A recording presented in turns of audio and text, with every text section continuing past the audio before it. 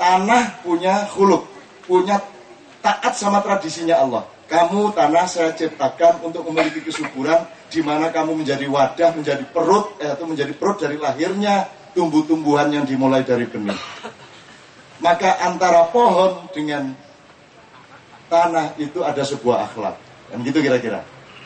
Nah, sekarang yang berakhlak tidak hanya antar manusia dengan pohon. Kan ada dulu kan saya kasih terminologi, ada 4 macam perkawinan itu. Ada 4 macam khuluk dan akhlak. 1, Allah sama manusia, Allah itu suami, makhluk itu adalah istri.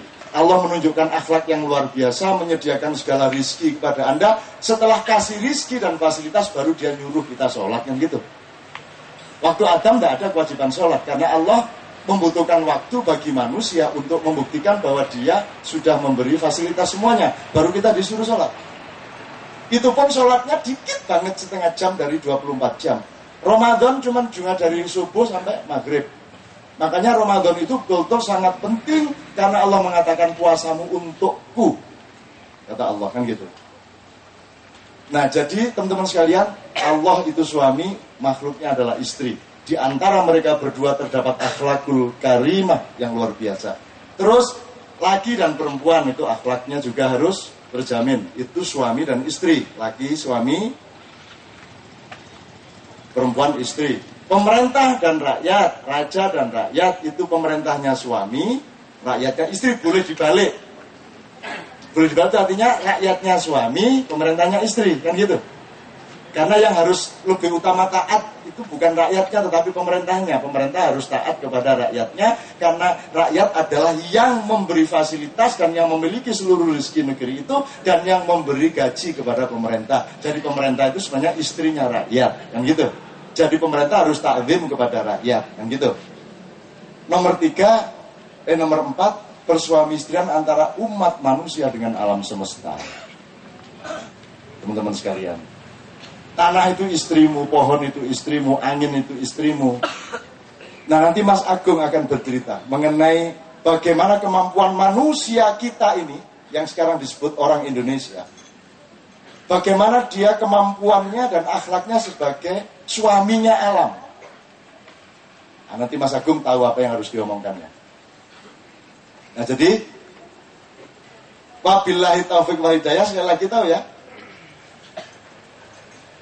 Dan dengan rahmat penyatuan, tidak hanya antar manusia, apa saja dipersatukan oleh Allah, harmoni tadi oleh Pak Nur Samad disebut, maka kita akan mendapat hidayah. Dan karena ma'iyah ini sudah membuktikan dan menikmati rahmat persatuan, dan tidak ada di seluruh dunia orang duduk tenang jam 1 malam, bahkan masih bisa beberapa jam lagi, tidak ada di seluruh dunia, tidak terasa lapar, tidak terasa capek, dan badannya lebih sehat daripada yang tidak begadang. Betul enggak? Betul enggak? Lebih tangguh Anda sekarang.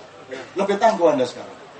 Itu Anda bukan hanya mendapat rahmat penyatuan yang disebut taufik, tapi Anda juga sudah mendapatkan hidayah. Dan Ramadan ini insya Allah adalah hidayah yang luar biasa kepada semua kita yang bersatu di dalam ma'iyah. Oke, jadi Ustadz akhlak. Saya tanya satu lagi Ustadz. Akhlak itu hanya salah satu. Akhlak itu menyeluruh, tetapi selama ini seperti Pak Nur Somad bilang, itu hanya dipahami sopan santun, etika, sama orang tua menunduk, sama suami cium tangan, gitu-gitu. Itu kan etika. Kan dalam hidup ada 3, etika, saintika, dan estetika. Nah, itu juga harus kawin, harus harmonis. Jadi orang di pesantren, orang di majelis taklim bukan hanya berbuat baik dalam arti nurani, tapi dia juga harus berbuat baik kepada kebenaran, yaitu memahami kebenaran secara ilmu. Itu juga bagian dari akhlak, gitu. Nah, jadi ini yang di modern, di kampus-kampus, di universitas sangat mengandalkan ilmu, tapi tidak kenal sama etika, kan gitu. Yang di pesantren, yang kiai, yang santri sangat menghormati akhlak, etika, tapi kurang berilmu.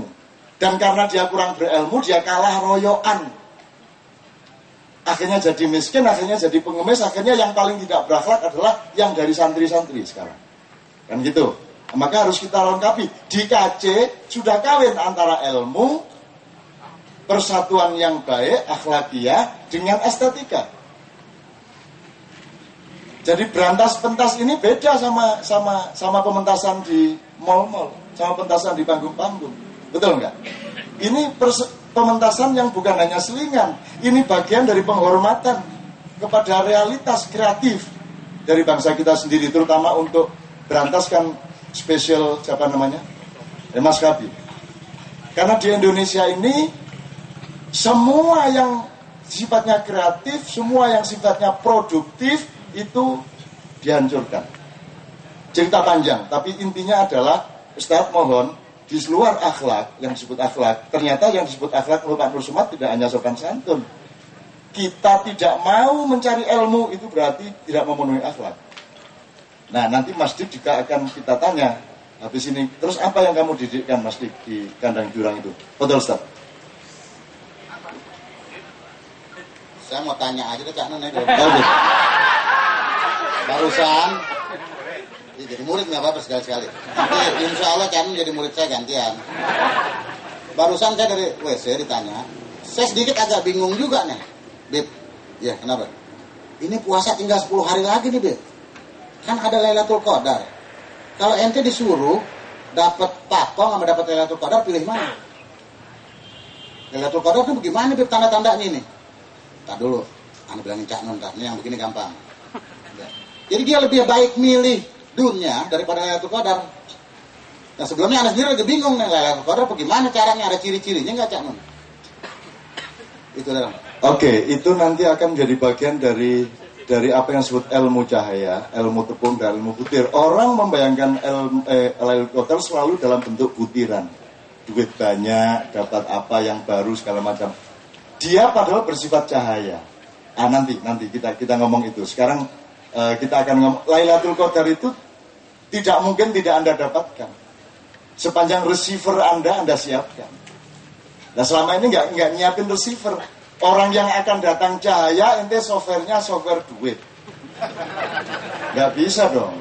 Ini setelah Big Bang, Des itu Nur Muhammad. Nanti antum saya mohon untuk menjelaskan Nur Muhammad. Allah melecutkan cambuk tas dan seterusnya ya, menjadi Big Bang, kemudian berputar-putar sehingga akhirnya yang pinggir-pinggir karena berputar dia menjadi memadat, menjadi butiran-butiran, menjadi bumi, menjadi tata surya, menjadi galaksi, segala macam. Dan Allah tidak hanya satu kali dia menciptakan ceteran-ceteran itu.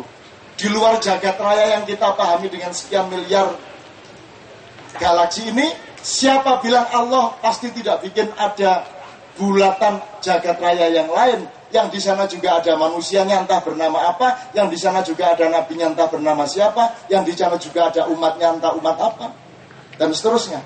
Nah, dari cahaya menjadi tepung-tepung kecil. Tepung ini karena putaran dia menggumpal menjadi planet, dan hidup ini sesungguhnya adalah dari cahaya menjadi padatan untuk kembali menjadi cahaya kembali. Aslinya seperti itu. Nanti saya kecil dikit ya. Sebelum saya tanya sama Dik ya, boleh ya? Gini teman sekalian, kalau ada Anda punya nasi basi, entah karena lebih nggak dimakan, entah karena salah masaknya, dibungkus ketika masih berasap, masih panas, sehingga basi. What are you doing? Dibuat? Oh tidak.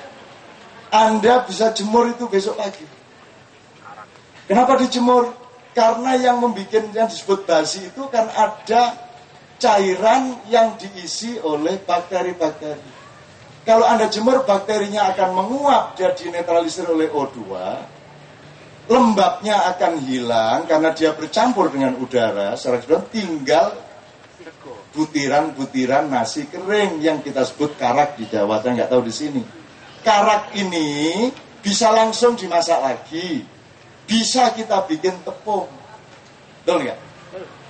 Nah, kalau kita terus berpikir, selama ini kan kita ini hanya hidup dalam peradaban bulir, peradaban butir, dan butir ini disediakan oleh Allah berupa padi, kedelai, gandum, jagung dan sebagainya. Sekarang malam hari ini kita mulai berpikir tepung. Ente bisa bikin butir sendiri. Setelah kamu jadikan tepung itu beras karak, Dengan alat tertentu Anda bisa bikin butiran nasi lagi. Dan loh, ternyata bisa kita bikin tepung dari zat-zat yang lain untuk melengkapi akhlak.